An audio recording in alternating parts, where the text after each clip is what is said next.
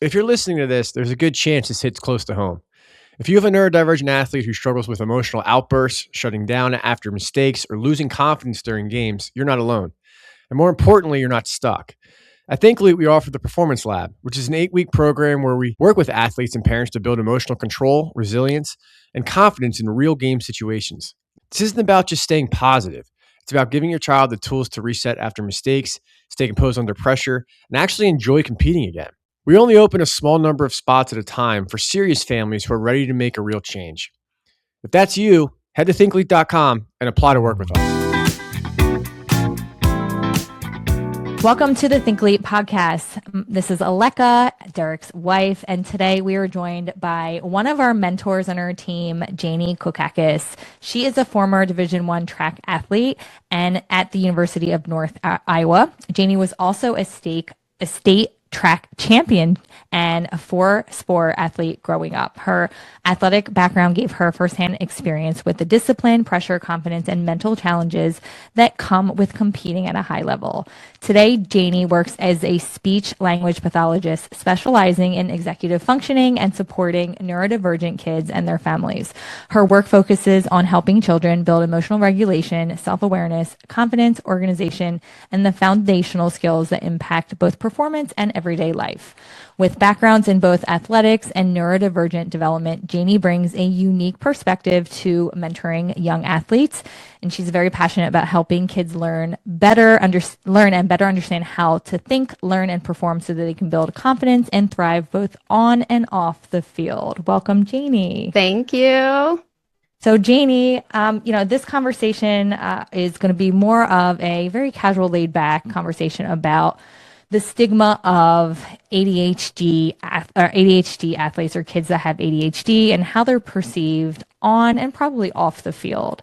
So we know you have 2 children, one 9 and one 4, right? Yeah. And your daughter is suspected to have ADHD, and you also as well have ADHD. Yep. Is that true? And my son also has confirmed ADHD And too. your son, okay. Yeah. So and what about your husband?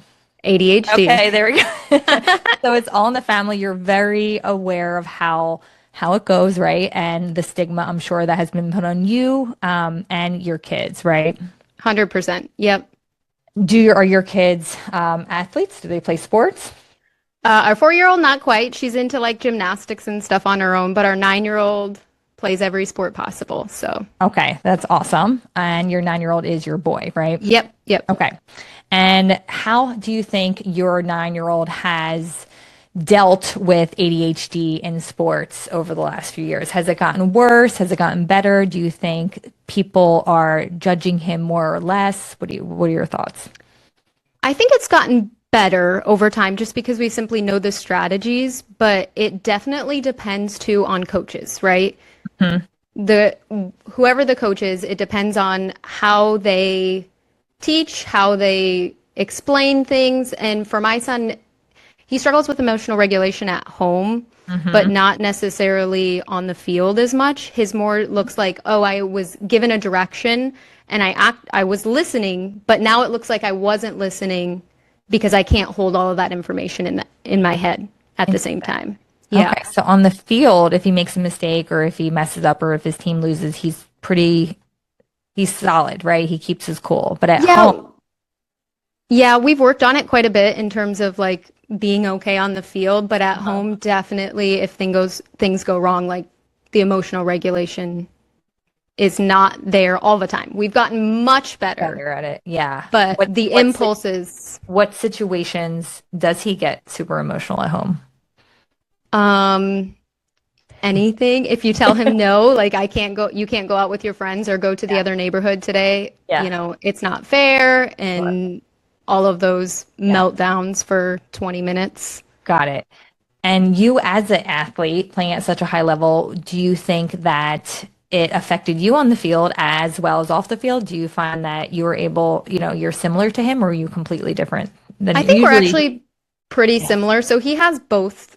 My husband is more hyperactive, right? And I'm more inattentive, which naturally, but he has both of us. But for me in particular, I didn't know I had ADHD until our son had ADHD. So I never even thought of that because I was like that girl who worked hard, tried everything, and then the performance just wasn't there. So I was still great at everything, but I mean, for the amount of time that I spent working on my skills, it didn't correlate into those game pressure situations. Yeah.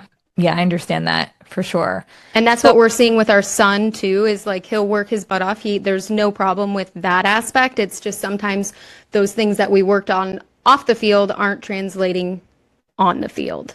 Yeah, that makes sense. Our son he shows it, I think, more so on the field than off the field. So it's a little reverse there than your son. Don't get me wrong. He's still, right. has emotional, has a hard time emotionally at home during certain situations, but it's usually shows up in those higher pressure competitive environments, right? Where he's expected in his mind to cross as perfect, right? He has this perfectionist mindset. And if he messes up because everyone is looking at him, it's like 10 times worse, right? It's escalated. Everything feels just so much deeper. Yeah. So so this is that stigma that I feel like we want to, I want to address is, and we actually put out a reel the other day, on our Instagram that showed, and this is me capturing from the sidelines, because I'm always recording as much as I can on the field, especially with football. It's play by play. I try to record some interceptions and picks and touchdowns. So I'm always like record and then I'll delete if he didn't get the ball. But this time I caught him having a mini meltdown, right? And I shared that on our Instagram, and Derek, my husband, was coaching, right? And I saw the interaction, and people had mostly positive comments, but there were some negative and mean comments from parents who think they understand what it's like to parent a child that has ADHD, and they have no idea what it's like. Well, I think, go ahead. I think it's that stigma too, right? Of like, oh, this behavior is because of bad parenting, which we see all of the time. Our ADHD kids look like normal kids, and I mean, not always acting, but for the most part, they act like normal kids too. And so it's almost that invisible diagnosis where people don't actually know what's going on in their brain. So then it's just automatically goes to, this is a poor parenting situation. I hate that. And of course, me and Derek think about it all the time. We don't ever want people to judge us. I don't think anybody wants to be judged. As you get older, I think you tend to care less and less, but you always are going to care, right? What are people thinking about me? And worse, what are people thinking about my child? I don't want them judging him too, because then again, it's a reflection on the parenting, which I will admit that if I was not blessed with an ADHD child, I would probably be one of those parents that would have judged. And I believe God bless us with Calvin, because he's like, listen, it doesn't matter, how you were raised. It doesn't matter your parenting style. It doesn't matter they are who they are. And they are going to feel things deeply, and they're going to be emotional and impulsive. They don't have the tools. This is how their brain is wired. It's different, right? No matter who you are, where they came from, how they grew up, nature, nurture, they're going to be who they are. So, it took us a long time to learn that, right, over the years. But it's something that I believe, like, I am so appreciative to have my eyes open to that, because nobody knows what's going on at home. Nobody knows what your parenting style is. Nobody knows what you've tried. And people will still judge, unfortunately. Yeah, and I think too, like, when you see a kid out there and maybe they're moping around or they're having a tantrum, they're melting down, like, we're quick to judge on, oh, wow, they're just so emotional, or they don't care because look at them, they're not paying attention. And it's like, these ADHD athletes in particular usually care the most. and they internalize it. Focus, and they're really focused too, almost too much. And that's why they're so affected. And I always say this, I'd rather have 10 people on my team that, if I was a coach, that are super emotional and care, rather than the ones that are just like, oh, no big deal. Let's go get some ice cream after the game, right? Right. Well, because that it shows that they care, right? They're Yep. invested in the game and they really care about what they're doing. Yep. Unfortunately, just in that moment, they don't have the tools to be able to regulate. And so You don't. once we give them the tools and they can start working on that tools, they have a superpower.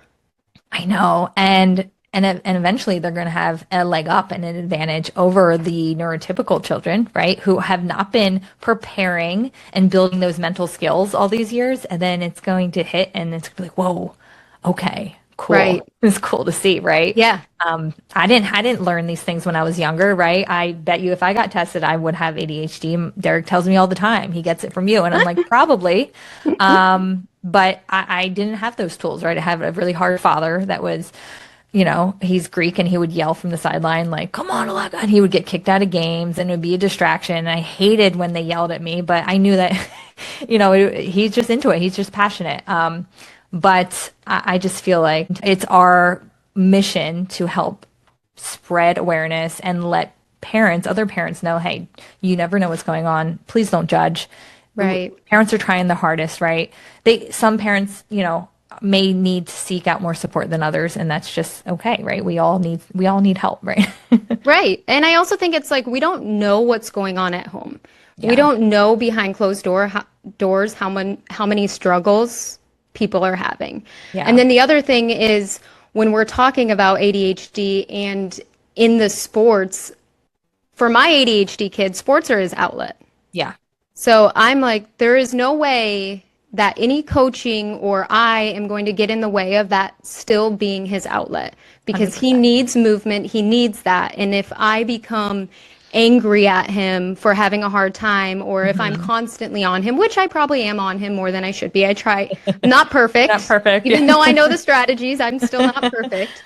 But I don't want to take that passion out of them. If we think about the future, and these kids quit sports who once had a passion for it. ADHD kids are way more likely to become addicted to things. Yeah. And so with that addictive personality, I always say sports is a great avenue to help keep them, not necessarily saying on the straight and narrow, but to help keep them out of trouble and focusing on things that are actually going to help them in life. Because the skills, the resilience, emotional regulation, the ability to bounce back after a mistake, those are all things that are going to happen every single day of their adult life. Yeah, after sports or Yes. over. Yeah. Yep. I know. That's why we're doing what we're doing to help. And we try to tell parents, this isn't just for the game this weekend, the championship game. Like these are skills that honestly, I feel like parents take a lot from our sessions. Yeah. Because we talk to the parents and we're like, listen, this is also like the visualization piece, right? The deep breathing, the resetting. We could benefit from that as parents, right? So parents need to be open to it as well and be it's something that I feel like our generation, I'm a millennial, right? Our generation just did not grow up used to that type of support and help. If I told my father, who is an immigrant, right? Like, Dad, like we're going to get some support from some, he'd be like, what are you talking about? Right. Yeah. This is not something that it's not traditional. Right. So I think whatever we can do to support our kids, so we're not looking back in the future and saying, and this is what I actually just got off a call with a parent saying, I don't want to have the regret where in 10 years I said to myself, I wish I could have done more for my child. Yeah. Right. Yeah. That 100%. is the biggest fear for me as a parent. Like, oh, why didn't I do this when he needed it most? I'd rather say, I spent money. I did everything I could. I gave him this support. I had coaching and mentorship. I did everything I could. Right. And I know as a parent that that's all I could do. Right. Yeah. And I think too, if we think about it in reverse, how thankful when our kids are grown, maybe they don't come out and say it, but how thankful your kids will be for giving them that support, for believing in them, for knowing, hey, like this wasn't my character. This was a lagging skill and a gap that I had, and you did whatever you could to help fill it. Yeah. And I think it's kind of cool how quickly the kids that we work with pick up these skills, and parents are kind of surprised at first because they're like, whoa, he actually did it, right? Right. He's listening to you. They don't listen to us, which I mean, duh, right? Yeah. They test boundaries with us. We are, just like with teachers, the structure's there. They're going to listen in school, right? But when they come home, they love you. You know that you're going to love them unconditionally. So they push boundaries, right? They test us. So this is why the mentorship that we're providing is such a great avenue for parents to seek out and get kids to put that accountability on them and help them build the habits, even though what you're saying could probably be exactly, Right. in alignment with what we're saying. It's who's saying it and how are we, what kind of accountability are we putting on them? Because that's like the piece where they can't, they're not going to be like, I'm not going to do that. They do it. Yeah. It's pretty Well, cool. and all the research shows that, like for ADHD kids in particular, if they have somebody that holds them accountable outside of a very close unconditional love family member, that we start to see that growth. And so it only makes sense. And what cooler way to do it in athletics, so we can also translate it into other aspects, whether that's school or home, but Yeah. to be around a professional athlete or a high level athlete as well. Yeah, I totally agree. What part of what we teach in our program do you think is the most beneficial to carry over into like adult life when they get older or off the field? Gosh, I don't want to say all of it, but really all of it. But when we talk about those executive function skills, right, which are the skills we're talking about, the emotional regulation, the ability to visualize, the Yeah. core executive function skills are really like self-awareness. You can't change something if you're not aware of what's going on. And that doesn't mean it's happening in a negative way, right? When we're bringing things to these kids' attention, it's not like we're beating them down. We're actually just looking at it from an objective view and helping them gain that perception and that self-perception. Because that Exactly. also goes to, if you want to be a good friend, you have to have self-awareness to how you're treating your friend. If you want to have a Yeah. relationship, you have to have self-awareness to how you're treating them. Yeah. And then that other piece, which comes in with the visualization, is that working memory, right? The ability to visualize, use your internal GPS, see yourself doing something, and then talk to yourself and go and do it. I saw something on the internet on the internet the other day, and it was very true, right? It was this and it was research based. It was like our brain cannot differentiate between what's factual and what's not factual, right? So that's like when we watch movies, we get so into the movie and it's like we're in the movie, right? And then Yeah. we have dreams about the movie, right? So what we tell our minds and what we walk ourselves through, like if it's a visualization and we're literally taking ourselves through it in our minds, our brain won't be able to differentiate. And then when we get to the point, this is what we teach the kids, like when they get to that point in the game, they already saw themselves walking through that activity, making that mistake, and they already told themselves what they're going to do when that mistake happens. So then it's not a surprise to them. They're not like, oh, I don't know what to do. I'm just going to cry and throw my bat, or I'm just going to get super upset and fall on the floor. They already saw themselves doing it. So it's not even, it's taking away that overwhelming part And of the it, right? surprise, too. Yeah, right. Because they're like, I don't know what to do. It's another tool in their tool belt, right? That visualization piece. And I think it's also really big. And like if you're older, right, and you have a meeting, just visualizing yourself, just killing that meeting and doing Yeah. such a great job and like just being your best. Like all of this carries so much into so many aspects of life that it's like, I want to find somebody else to do this with our son. Yeah. The way we're doing, because they won't listen to us, right? So Yeah. maybe I'm going to put him with you, Janie. There you go. And then I'll maybe put my son with one of you. There you go. That's so Just funny. do a reversal.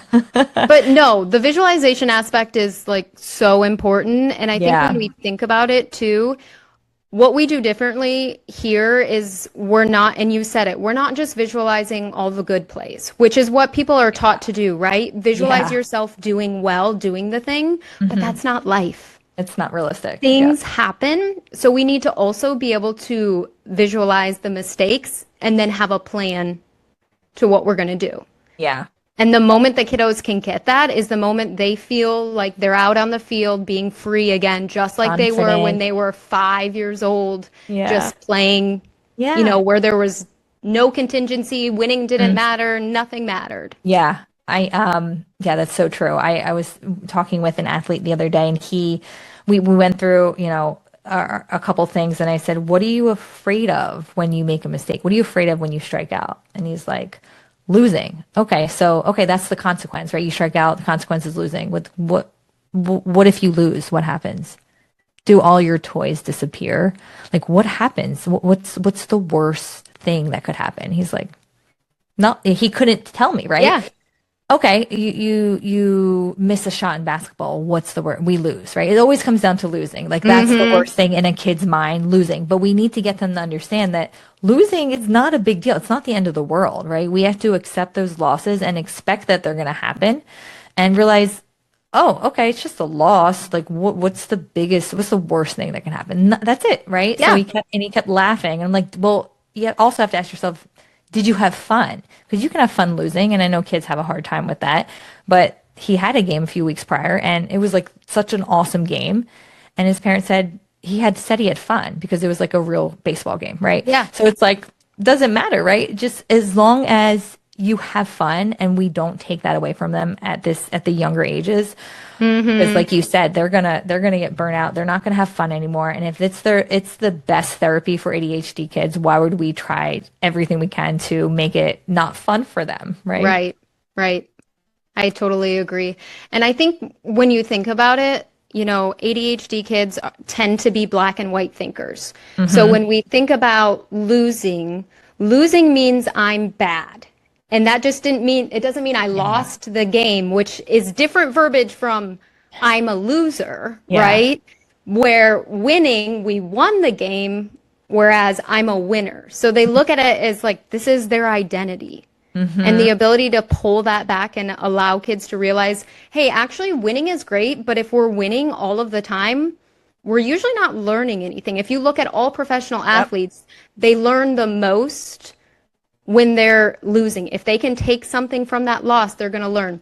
For instance, we're a big baseball family here, but Royce Lewis for the Minnesota Twins, he got called down to the minors, got his mental game, got his everything back, his mechanics, came back, and is now like on a huge hit streak and doing great. So even the highest professional athletes have to take those moments to step back. Yeah. And he learned from it and is now succeeding again. 100%. I think that's why putting kids in those situations to fail is doing them because I think more of a service than a disservice. As parents of ADHD kids, it's so hard to not try to control the situation because you're like, okay, he wants to play chess.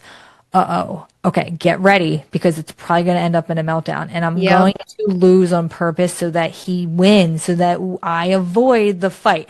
That's doing them a disservice, right? It is. You have to put them in situations where they're going to fail and then teach them, ideally when they're not emotional, and say, hey, you may lose.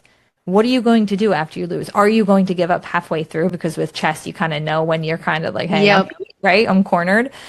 But we avoid that as parents just to because we want to avoid conflict at all costs, right? So we just do whatever we can to appease them. But that's just the worst way to get them used to real world situations and failure, right? Right, 100%. And, I think a lot of it comes from, too, just the fatigue of the constant conflict and always having to have that. But I think once we realize that we're not going to give in to these kids, we're going to have empathy for them, but we're also going to set our boundaries and make it known. These kids actually thrive. It's why some kids do really great at school. Yeah. And then they struggle at home or they struggle somewhere else where there's not that structure and not that consistency because we don't want to cause that conflict or we give in to them. Yeah, I know. We've learned, not the hard way actually, but we've started to realize, hey, we're going to suck it up and deal with any emotional crying now because it always gets better, right? Yeah. It may be 10 minutes of crying the first time he loses, right?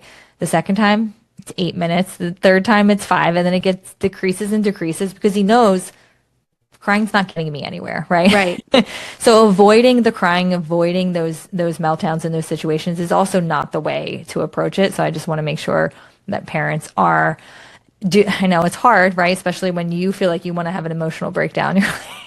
You try to avoid it. We all, it's been a long day at work, but trying to, make sure that we don't avoid those conflicts is also something to think about. And even like, you can even schedule a potential conflict situation, right? Hey, we're going to play a game now, okay? And your child doesn't do good with games, okay? Get yourself ready for that.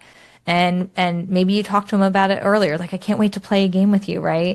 If I lose, I just want to make sure I have fun, right? Just talk about things before it happens. I think that's a big piece of also making sure that they're prepared for that moment. It is. And I think if you relate that back to the ball field or whatever sport they're playing, that's really important for coaches to understand too. Because I always say, even if you feel like you're having to coach differently, specifically for a neurodivergent athlete, everybody has executive function skills. And so these strategies can help all kids. It's not like I'm tailoring it just for this kid, but it's so like, true. They help everybody. So true. It's not like you have to diversify your coach. Like as a teacher, you have to diversify. You have to kind of like, maybe you give them a worksheet, you read things to them, or whatever it is. But with coaching, you just teach this way and everyone else is going to get it because it's probably coming across better anyway, right? And you showing them how to do the drill and taking them through and walking them through is going to help everyone else, even if they're neurotypical. So that's a really good point as well. Right. And I always say, if a coach knows that your child has ADHD, which a lot of parents, there's some parents who are like, I don't want to tell them. Yeah. But I'm like, if they are a receptive coach, it's better for them to know because then they can have awareness. So if I have 2 ADHD athletes on my team, I'm choosing them to model the drill with me every single time. Why? Because of that working memory. Those kiddos not only need to hear it, they need to be doing it, they need to see it modeled, they need to have multiple modes of that getting through their head. Because otherwise, you've told them explain a drill and it's 5 steps. And they can't hold on to that information. It's not that they're being defiant or it's not that they're trying to just blow it off or not paying attention. Not that they don't care.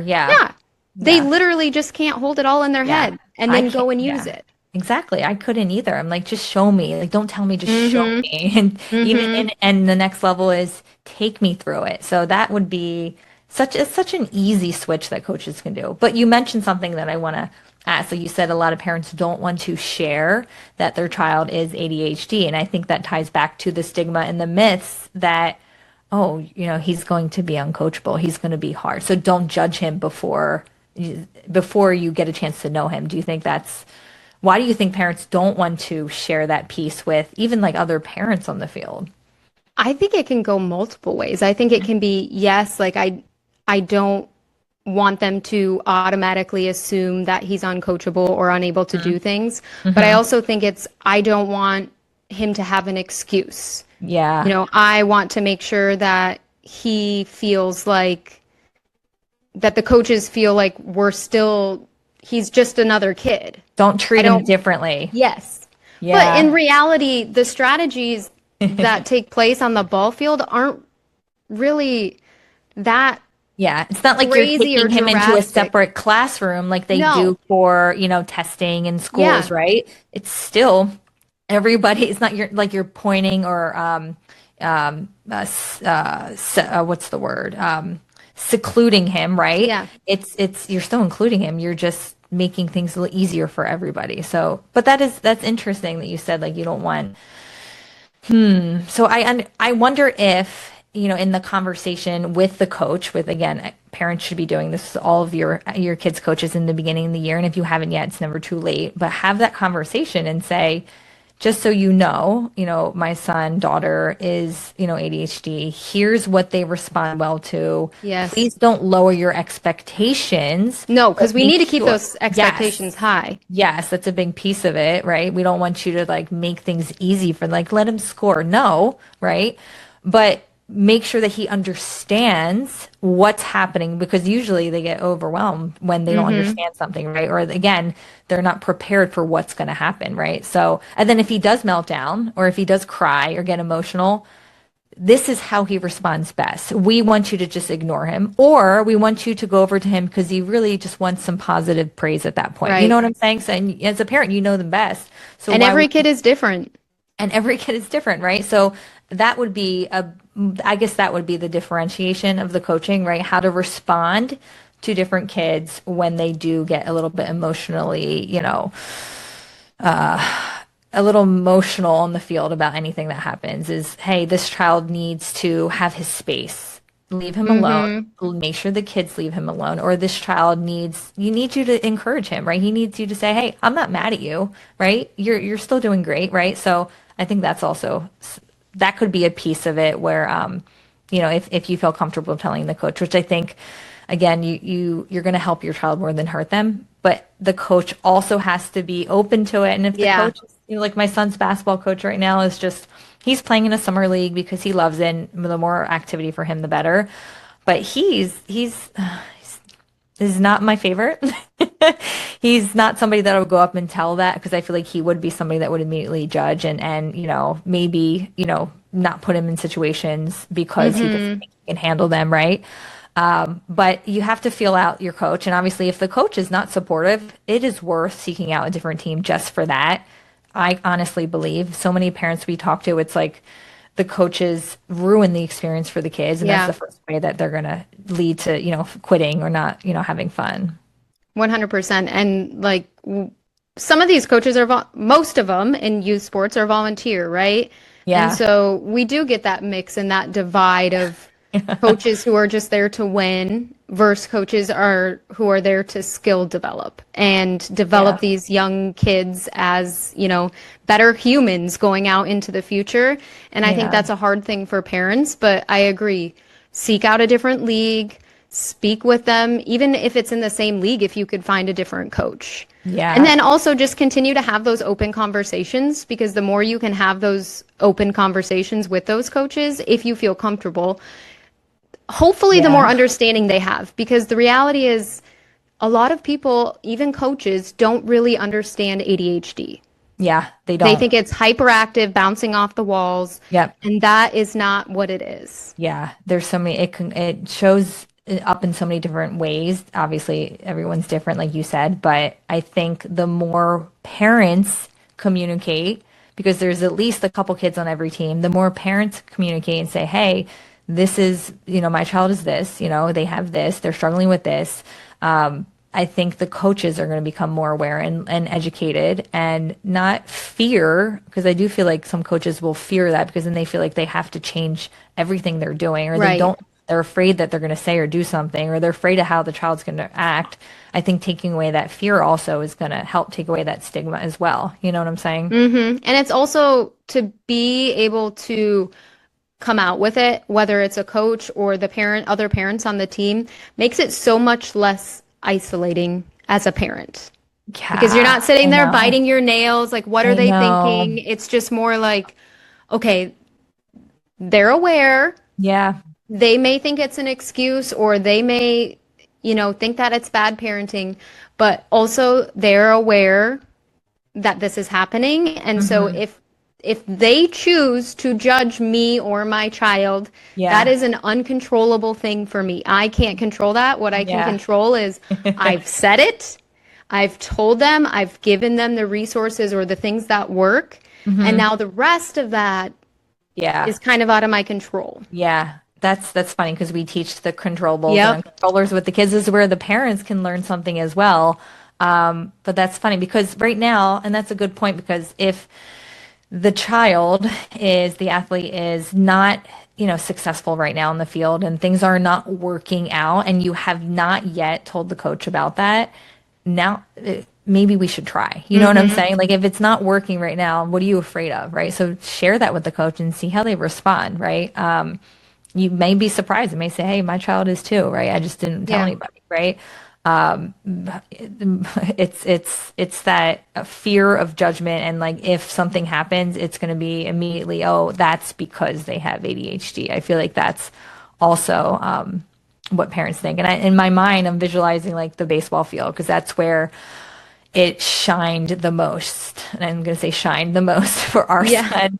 And when he was started playing at like 6 and 7, oh boy, it was really, really, really bad. And we didn't tell anybody at that time. He wasn't diagnosed that young, but even if he was, I don't think it would have made a difference, to be honest. So like, just it doesn't matter.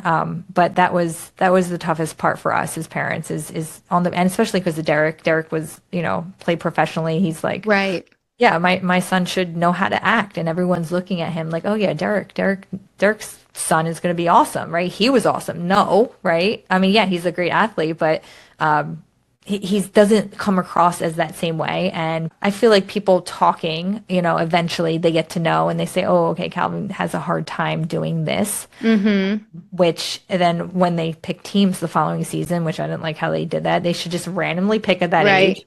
But they would pick teams and say, okay, well, maybe some coaches now aren't going to pick this player, right? Because of what I've heard and seen him do, right? Why? Because you can't handle him. Now you're not gonna have him on your team, right? Which is totally unfair to the child, right? So it's tough for parents for sure. But I think we need to take out the personal aspect of it and not take things personally. I think that's like the biggest thing me and Derek have learned over the last years is don't take it personally. Like if somebody is going to judge you, if your child does something, like it is what it is. You can't control that, like we said. And, just it is what it is. If people know you and they truly, like we have our set of friends that truly know Calvin and us, and it's like, oh, they know that we're great parents and we do everything we can for him. And that's what it is. And everyone else can just think what they want to think, right? 100%. And I think too, like if we're telling coaches, they can do they can do with whatever they want with the information, right? Yeah. But also, if we're not telling the coaches, and these kids come off as appearing disinterested, not a team player, saying things inappropriately to somebody else, then these kids get a bad rap for themselves. Yeah, I know. When in reality, they're just emotionally flooded in the moment, and so they can't get themselves out of it. Whereas if they were aware, we may have a strategy that we can put in place and that can help that. Because a lot of times too, with these ADHD kids, they have no self-awareness, or could they even remember that, a kid struck out and they go up to him and say, that was the last out. We're probably not going to win the game now. Yeah. They have the self-awareness may not be there to realize that's not a good friend. Yeah. Yeah, I know. And the same thing goes on themselves, right? If they're the ones that strike out and that meltdown happens, they don't have that self-awareness to be able to be like, okay, this wasn't the end of the world. Yep. This is okay. I can move on. I can reset. And if we have coaches, parents, and the athlete all learning these strategies, wow. Yeah, I know. That would be so much more supportive for our kids. Okay, one last question I have. What do you think is the biggest myth about ADHD athletes that you want to kind of squash right now? Definitely that they don't care. I love that. 100%, I think, because I think so too. It can come off as kids don't care when they aren't paying attention, or they look like they're not paying attention, or they're moping around after they had a bad play and not getting back to it, or they're not coachable. Yeah. They want to be coachable. They have this black and white thinking where, oh, coach told me I did something wrong, and so now I'm bad.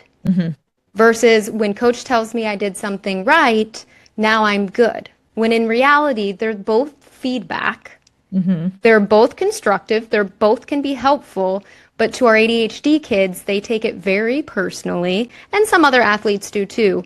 But they do care. And most of the time, unless they're being forced into a sport, forced into something that they really don't care about, most of the time, those ADHD kids are the ones that care the most, and they carry that with them the longest.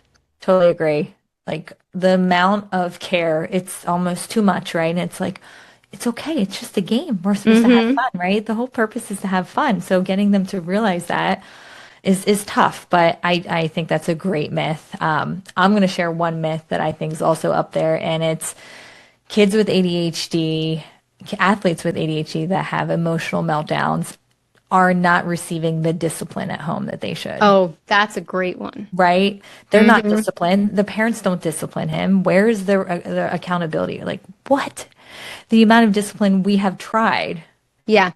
And we both, like Derek was raised by a father who was very strict, right? And didn't allow much wiggle room, right? And my father was also very strict, a little bit more loving because I think it was a father-daughter relationship, right? But we were not given things easily, right? We had to work hard. So we also have tried there's consequences for everything and very hard, tough love parenting. And that did not work for him. It usually backfires. Because then they don't want to hear anything. They don't want to talk to you. And when they don't want to talk to you, it's like, we're never going to be able to teach him these tools to help him. So it's like, now we put the wall up, right? Forget about it, right? Yeah. He at night now, because he wants to talk to me, we talk at night about all of this stuff, right? He's like, I want to talk because he doesn't want to go to sleep, right? I want to talk, mommy. Okay, so let's talk, right? And I'm trying to like say, I'm tired, I'm so tired, but I'm trying to say, hey, this is your opportunity, mom. Like, listen up, and maybe you can weave in some lessons in there as well. And he usually listens then. So the discipline piece of it is just, it makes me so mad, and I try not to take it personally, right?